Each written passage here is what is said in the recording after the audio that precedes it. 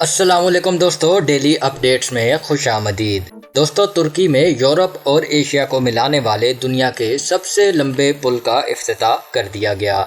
तुर्की का चनाक्ले पुल 1915 में तामीर किया गया था, जिसे तुर्की और जनूबी कोरिया की कंपनियों ने दोबारा बनाया है।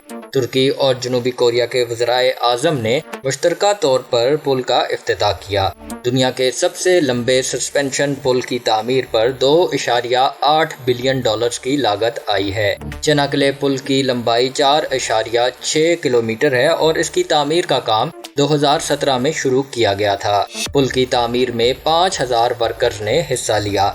पुल की तामीर के बाद अनातोलिया से तुर्की के यूरोप में वाक़े इलाके गेलीपोली का घंटों पर मुश्तमिल सफ़र अब सिर्फ 6 मिनट में तय किया जा सकेगा।